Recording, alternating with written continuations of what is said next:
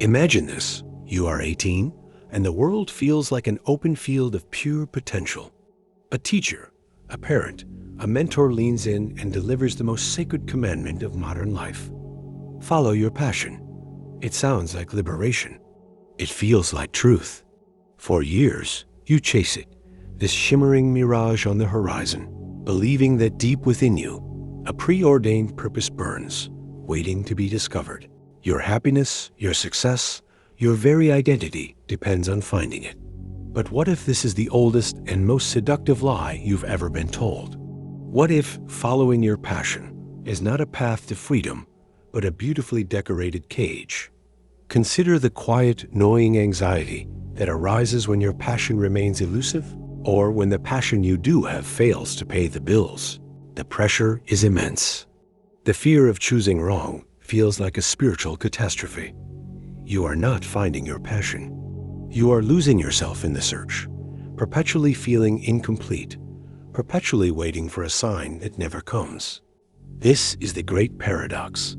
The very advice meant to set you free has become the source of your quiet desperation. The question is not what your passion is, but why you are ever convinced it was a single, hidden thing to be found in the first place. The real trap has already been sprung, and to escape, you must first understand the invisible architect of your own restlessness. This lie is not an accident. It is the product of a society deeply uncomfortable with the raw, chaotic nature of human existence. We crave narratives, and follow your passion provides a clean, linear story in a non-linear world. The German philosopher Friedrich Nietzsche saw this clearly. He warned of the human, all too human, need for tidy fables that shield us from a terrifying truth, that life is inherently without preordained meaning. We invented the concept of a calling to give ourselves a comforting script. Psychologically, this creates what Carl Jung might identify as a dangerous externalization of the self. You outsource your identity and worth to an elusive external object, the passion, instead of building it from within. You become a seeker, not a creator. This quest is perpetuated by what the existentialist Jean-Paul Sartre called bad faith, a retreat from the terrifying freedom to define yourself through action, and a surrender to the pre-written role society offers you. The passion becomes your cage, a ready-made identity that relieves you of the burden and the glory of inventing your own. But the consequences of living inside this cage are even more insidious than the cage itself. This passive search doesn't just stall your life.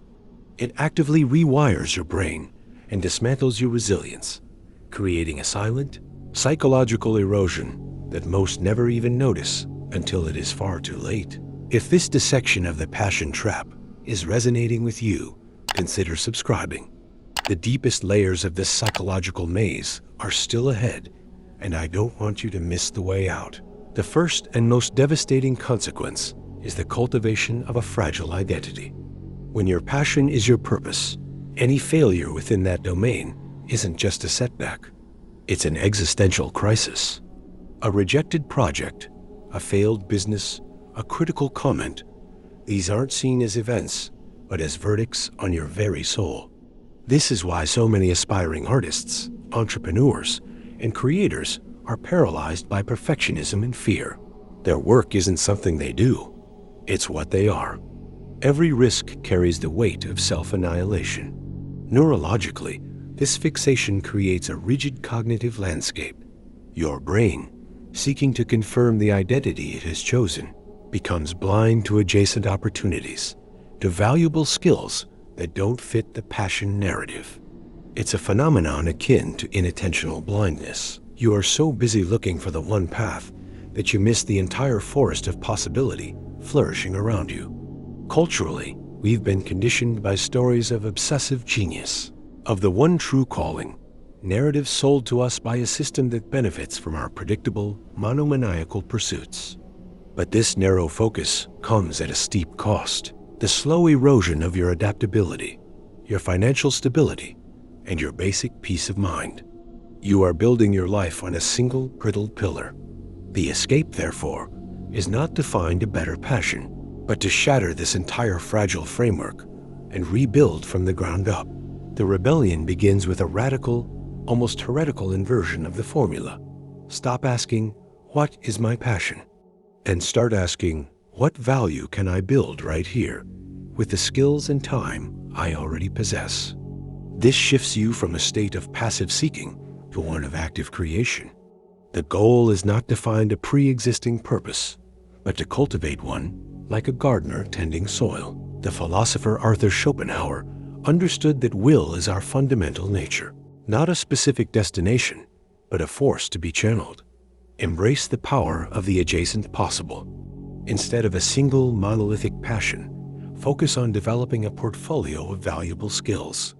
Master a craft, solve a meaningful problem, serve an audience. Competence, not passion, becomes your compass. As you build tangible skill, a strange alchemy occurs. The mastery itself generates a deep, enduring passion. You fall in love with the process of growth, not the phantom of a perfect destination. This is how the most fulfilled individuals throughout history have operated, not as discoverers of a hidden fire, but as blacksmiths who forged their purpose in the daily fires of focused, disciplined effort. This path builds an identity that is antifragile, rooted not in a single idea of yourself, but in your capacity to act, adapt, and create value. But this leads to the ultimate, most liberating realization of all, a truth about the very nature of reality and your place within it that makes the old quest for passion seem like a childish dream. The ultimate truth is this: passion is not the cause of mastery, but its effect. It is the reward for engagement, not its prerequisite. The fire you have been searching for out in the world has always been dormant within you, not as a specific destiny, but as a latent capacity for deep focus and care. The universe is not hiding a purpose from you. It is waiting, silent and impartial, for you to impose a purpose upon it. This is the final, terrifying, and glorious burden of your freedom. Your life is not a puzzle to be solved, but a canvas to be painted. The raw materials are not your fleeting interests, but your attention, your time, and your deliberate action.